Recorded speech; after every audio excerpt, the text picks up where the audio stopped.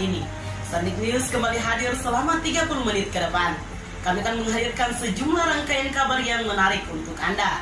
Tentunya kabar utama, kami akan mengabarkan seputar tahun baru di masa pandemi COVID-19. Nah, baru-baru ini dilaksanakan di seluruh penjuru dunia. Kita berdoa semoga semua terhindar dari virus COVID-19. Bersama saya, Muhammad Naim. Dan saya Nur Hayati, inilah Sandik News untuk Anda.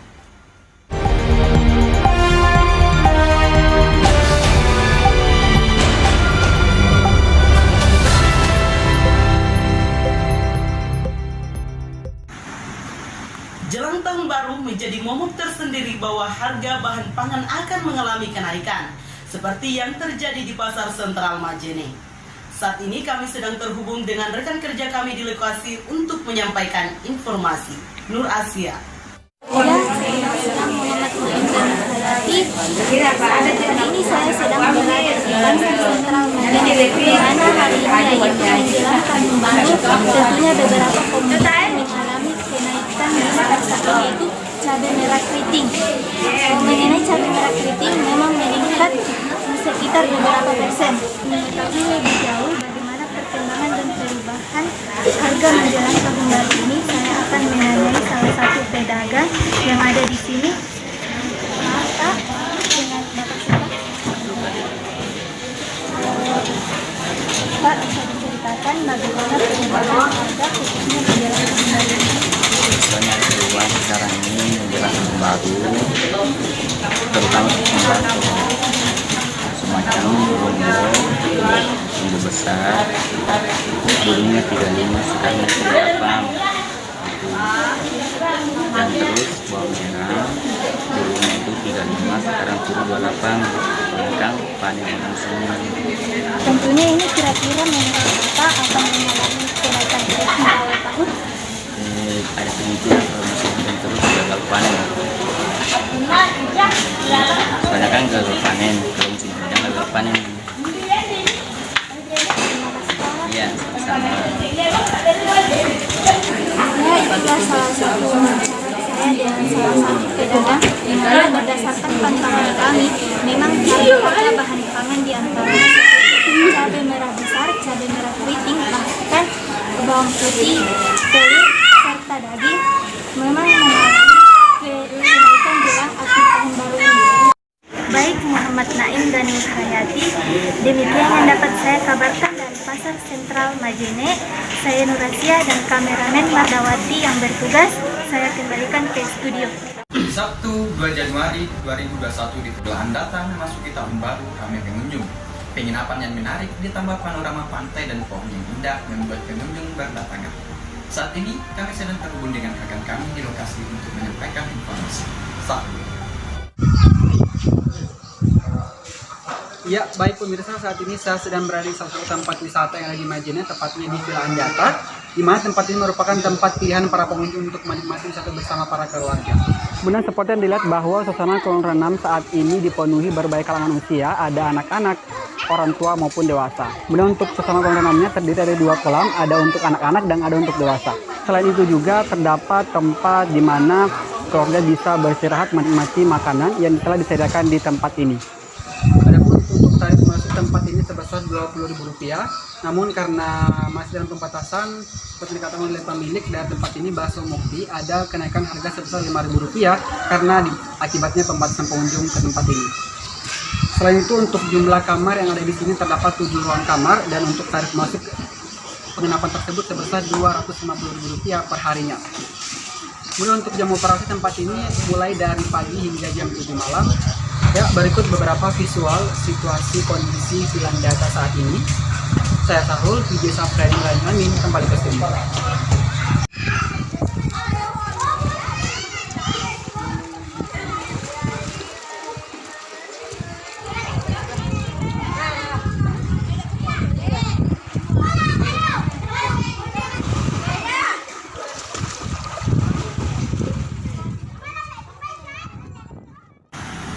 Tahun baru bagi kebanyakan orang adalah salah satu perayaan yang menyenangkan. Sudah menjadi kebiasaan bagi sebagian orang saat pergantian tahun baru, mereka akan menyalakan kembang api, mengadakan acara bersama keluarga hingga larut malam.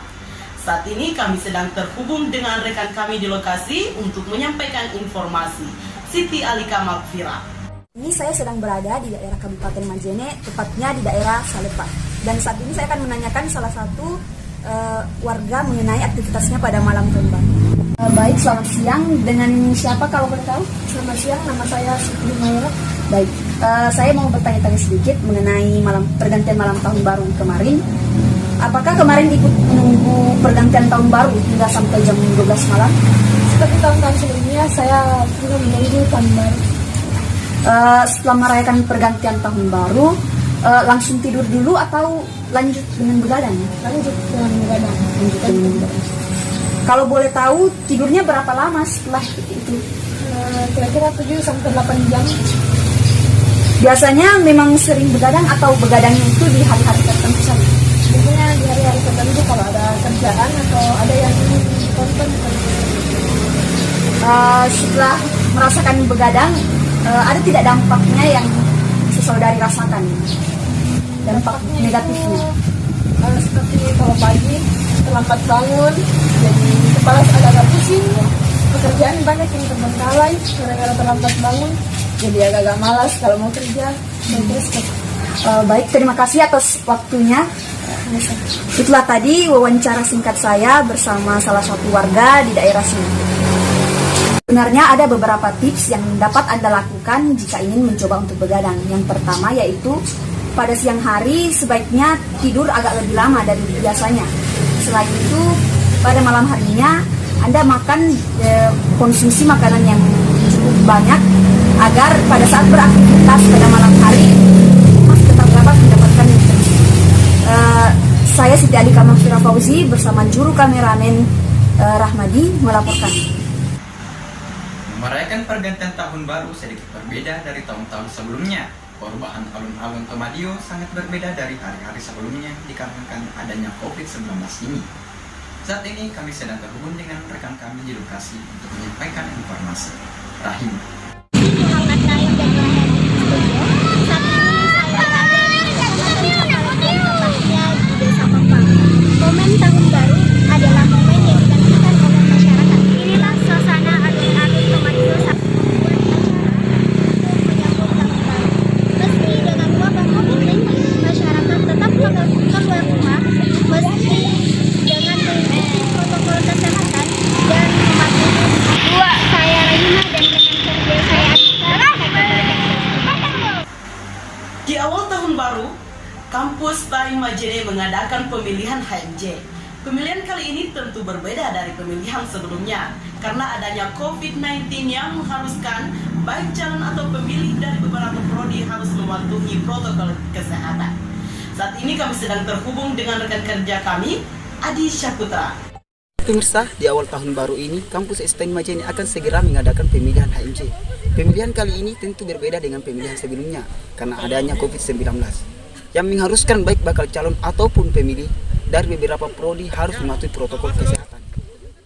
Untuk lebih lanjut, kami sudah bersama Swandi yang bakal menjadi salah satu calon ketua HMJ Usuluddin Adab dan Dakwah nomor 3 yang akan menjadi narasumber pada siang hari ini. Baik, Saudara Swandi, apa yang melatar belakangi sehingga Anda mencalonkan diri untuk pemilihan HMJ kali ini? Baik, terima kasih. Tentu ketika kita mau mencalonkan diri sebagai seorang ketua organisasi, maka tentu kita harus memiliki alasan. Saya memiliki alasan yang melatar belakangi sehingga saya memberanikan diri untuk maju. Di antara alasan-alasan tersebut adalah yang pertama, seseorang yang harus memimpin sebuah organisasi adalah orang yang berpengalaman.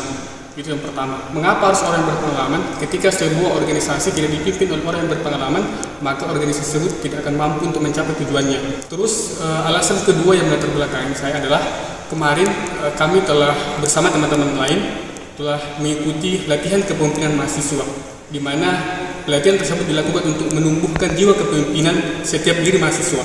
Tentu harus ada bentuk aktualisasi dari kegiatan tersebut. Maka sebagai seorang yang yakin dan percaya dan mengikuti kegiatan tersebut, maka saya harus mengikuti atau mengaktualisasikan terhadap pelatihan-pelatihan yang telah saya ikuti dengan cara membenarkan diri untuk mencalonkan diri sebagai ketua himpunan mahasiswa jurusan Usuluddin Adab dan Dakwah.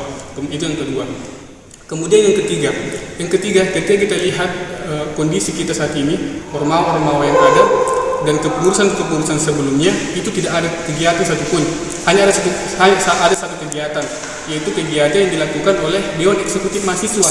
Maka ini akan saya coba untuk menjalin kerjasama dengan teman-teman semua untuk bisa membangun organisasi ini, membangun himpunan mahasiswa di tingkat jurusan ini untuk bisa mengaktifkan kampus kita yang baru terbilang kampus yang baru, melaksanakan program-program kerja yang insya Allah inovatif, kreatif, dan mampu untuk bersaing dengan jurusan-jurusan yang lain.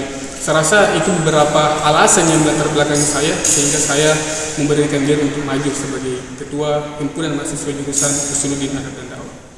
Terus bagaimana persiapan Anda dalam pemilihan ini? Ketika kita ingin mencalonkan sebagai seorang ketua atau seorang pemimpin, yang pertama adalah penentuan visi dan misi. Dan itu yang telah kita buat bersama, menentukan visi misi yang akan telah kita buat ketika kita benar-benar terpilih menjadi ketua HMJ. Tentu itu yang pertama. Kemudian membangun misinya, dan yang terakhir adalah membangun program kerja yang akan kita laksanakan ke depannya. Itu yang pertama. Yang kedua adalah yang telah kami lakukan dalam persiapan menuju pemilihan ini, kami telah berkomunikasi dengan berbagai ketua tingkat lain untuk meminta dukungan. Karena tentu yang harus kita lakukan adalah meminta dukungan. Ketika kita tidak mendapatkan dukungan dari orang lain, maka tentu kita tidak akan terpilih. Maka yang kami lakukan atau khusus saya lakukan adalah menjalin sosialisasi dan perkenalan kepada teman-teman mahasiswa baru untuk benar-benar yakin dan percaya bahwa kami benar-benar mampu untuk melaksanakan amanah ini. Seperti itu. Baik, itulah tadi wawancara singkat dari Saudara Sondi. Kami kembalikan ke studio. Aktivitas belajar mengaji di Madrasah Diniyah Al-Ikhlas Lembang tetap berjalan meski wabah Covid melanda.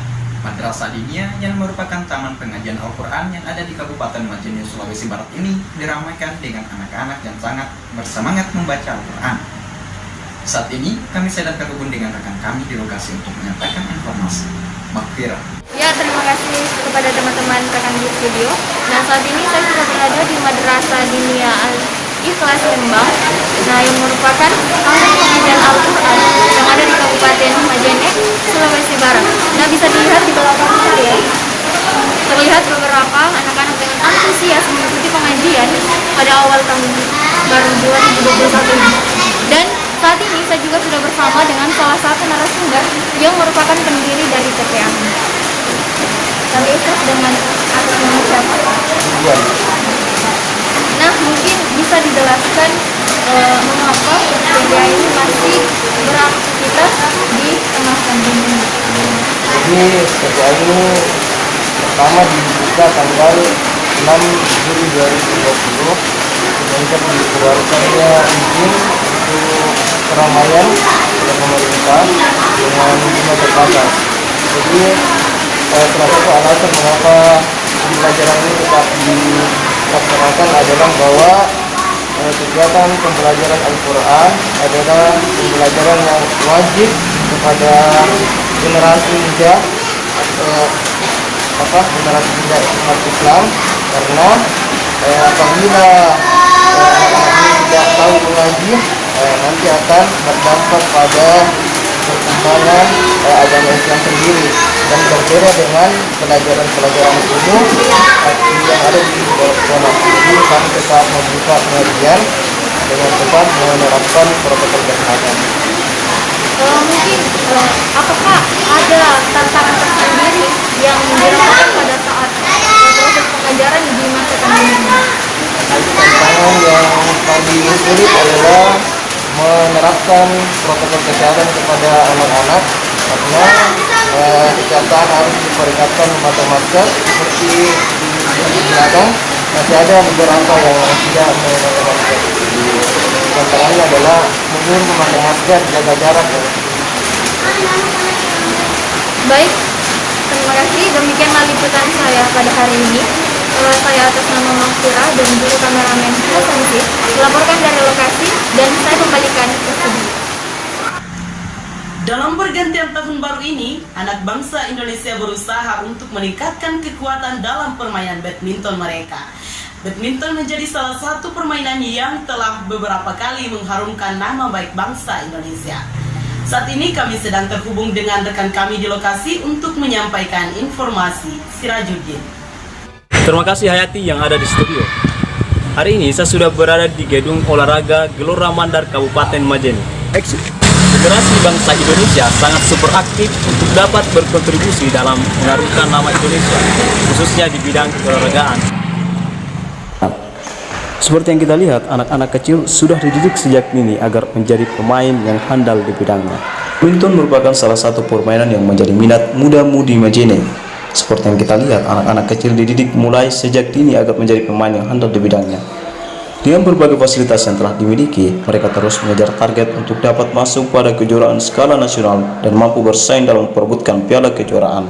Demikianlah informasi yang dapat kami sampaikan. Saya Muhammad Naim Dan saya Nur Hayati pamit undur diri dan sampai jumpa.